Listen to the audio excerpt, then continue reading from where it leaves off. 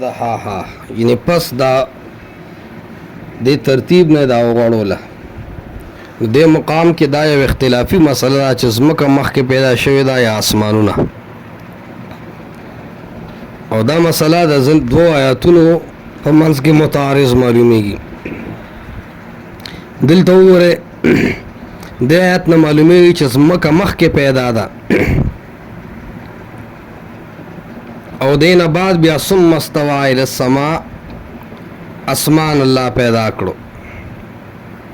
دغه رنگ حمیم سجده یو لسم آیات کې فرمایي خلق الارض فی یومین ثم استوى الى السماء وهي دخان. نو دې دوه آیاتونو نه دا معلومیږي چې اول الله ځمکه پیدا کړې ده او بیا یې اسمانونه پیدا کړي دي. او سوره نازعات ته چلاړ شي 31 آیات کې نو التا الله فرمایي چې اسمانونه پیدا شونه ولرد بعد ذلك دحاها دا غینه بعد بیا ځمکه وغوړوله. نو دې بقره او سجده آیت نه معلومیږي چې اول الله تعالی اسمانونه ځمکه پیدا کړې دا او بیا اسمانونه. او دویم آیت نه معلومیږي نه چې ظاهر د چې ځمکه الله اول پیدا کړې ده دا تعارض د ظاهری. دې مقام کې یو دا فائدې چې دا ردی په منکرین حدیث باندې کله چې هم قران کې ظاهری آیاتونو کې تعارض راشي دا رد وی په منکرین حدیث او فرویزیانو باندې. او طریقه دا غیر رد دی چې دا د دې اصول دي چې کمزه معارضین او التبه حدیث رد وی رد حدیث چې خلاف راغه په ظاهر کې د کتاب الله وی دا برد کو تطبیقونم دا علی فرویزیان نمانی د مونږ وایو چې کم ځای کې رد شي کنه نو یدار الحکم علی تلک العله معارضه. نو معارضه خو د آیاتونو کې مراغله ده نو آیا دې کې بم یو آیات تخلی او بل بپرې دی هغه په دې شان ده چې یو آیت کې الله تعالی فرمایي چې اول ځمکه ده او بیا اسمانونه دي او د بل آیات کې وی چې نه اول اسمانونه دي او ځمکه رستو ده. ظاهر ده چې معارضه ده تعارض ده. جواب دا ده چې څنګه د تعارض د وجه د آیاتونو نه رد کیږي دواړه د الله آیاتونه دي که کوم کې مخکې ځمکه ذکر ده او رستو اسمان دام د الله د کتاب آیت ده او که کوم کې اول اسمان ده او رستو ځمکه ده نو دام د قرآن آیت ده او د دې ظاهري تعارض د وجه به رد کوونه تطبیق بکو کنی الله ته پرېږدو خو رد کو بنا ځکه چې مصدر اصلي دی صحیح سند دی اجماع ده تواتر دی. نو دا رد دی په فرویزیانو باندې چې څنګه د ظاهري تعارض د وجه د الله د کتاب آیت نه رد کیږي نو داسې به د نبي صلی الله علیه وسلم حدیثم چې صحیح السند وي نو د عقل او د ظاهري تعارضونو د وجه به نه رد کیږي. دې مقام کې د تعارضونو کې دا یو فائدې او د فرویزیانو غرفت تپارم دا طریقه یاد ساتي چې دا قرآنی معارضې دي ته پیش کوي دا نه چې دی په قرآن مین دي خو دعوه د قرآن کوي نو په دې خپل دعوه کې دی پساوي ښه بار کیف نو زنو تطبیق دا سې کړی دی چې د آیاتونو کې تعویل له تعویل او په دې طریقو کې چې دا ثم شاشی نور الانوار د کتابونو کې تاسو ویری چې دا تراخی د پر راځي رستوالی دی کې نو دلته ثم د تراخی د پر ذکر دی ا دې ته تراخی ذکری وي تراخی زمانی وته نه وي او ترجمه خلک داسې کوي ثم استوى الى السماء نو بیا دا مورا چې قصد کو الله تعالی طرف د اسمان ته د جوړولو لپاره نو اسمان مطلقاً مخ کې پیدا دی او ځمکه رستو پیدا ده. او سوره نازعات کې لفظ د بعد راغلی دی والارض بعد ذلك دحاها دا په خپل حال دی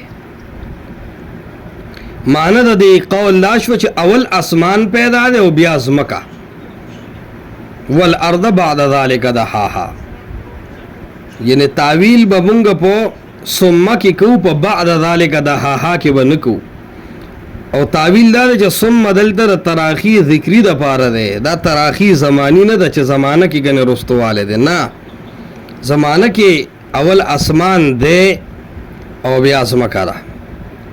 امام قتاده دا قول کړی دی. بیا دلته سوال دا راځي چې به ځمکه مخکې کړې ولې ده چې اسمان اول پیدا دی نو اول به ذکر کړو ثم استوا کې ولې رستو کو؟ جواب دا دی چې انسان د ځمکې نه ډېرې فایدې اخلي، فصلونه، زرعونې، مادات، دا ټولې فایدې. نو د زیاتو فایدو د وجې او د کثیر الاستعمال د وجې دلته کې ځمکه مخکې کړې ده او اسمان یې ثم استوا کړی دی، تراخي ذکري راوستې ده، اگر چې اقتران الزمان دی. نو د اول قول خلاصه دا شوه چې اول الله اسمان پیدا کړی دی او بیا ځمکه پیدا کړې ده. پاتې شو ثم، نو ثم د تراخی ذکری د پاره دی. او دویم قول دا دی چې ځینې خلکو په آیت د دې سورې نازعات کې تعویل کړی دی چې دلته والارض بعد ذلک دحاها کې دا بعد په معنی د مع دی، والارض مع ذلک دحاها. دا سورة القلم دی اللہ سمایات کم راضی عطل بعد ذلك زنیم، یعنی عطل مع ذلك زنیم. نو د دویم قول لاري چې ځمکه مخکې پیدا شوې ده، اسمان نه دی پیدا. نو پیدا شویم ځمکه اول ده او غوړولی شویم ده. دا دویم قول دی. امام قرطبیم دا سورة النازعات کې ذکر کړی دی. دا قول جامع نه معلومیږي. دریم قول چې هغه د قرآن او د حدیث عام قواعد ته وکتی شي او فهم را مخې شي، نو هغه مناسب او صحیح قول دلته هم دقه دی چې اول الله تعالی ځمکه پیدا کړه او بیا الله تعالی اسمان پیدا کو. خو چې کله اول ځمکه پیدا کړو د هغې نه پسې اسمان پیدا کو او اسمان برابر هم کو. ثم استوى الى السماء، نو ثم بر تراخی د پاره شي. او بیا والارض بعد ذلك دحاها، ځمکه پیدا شوې اول و د اسمان نه مخکې وه خو غوړولې رستو ده. هغې کې بیا خوراکونه او د خوراک د فیدو دا ټول څیزونه پکې الله تعالی پیدا کړو. نو نفس پیدایش د ځمکې مقدم دی. لکه د دې آیت نه معلومیږي چې الله تعالی ځمکه پیدا کړه او ثم استوى الى السماء، بیا الله تعالی اسمانونه پیدا کړو. او دحو الارض چې کوم دی د ځمکې خورول، دا بیا د اسمان د پوره جوړېدو نه پس شوي دي. نو اوس چې دا تعبیر ډېر بهتر ذکر چې دی کې یو آیت کې هم تعویل ته ضرورت نشته. لکه د بقرې او د سجدې آیت نه معلومیږي چې اسمان رستو پیدا دی، ثم یې راوړی دی. ظاهر دا دی چې اسمان رستو پیدا دی، اول ځمکه پیدا ده.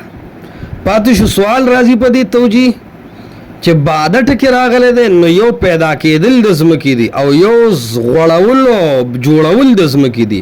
نو پیدایش د ځمکې اول شوی دی لکه د بقرې او د سجدې آیت نه معلومیږي، او بیا ځمکه خورول شوې رستو ده، د فایدو څیزونه پکې رستو راغلي دي او هغه د آیت النازعات نه معلومیږي.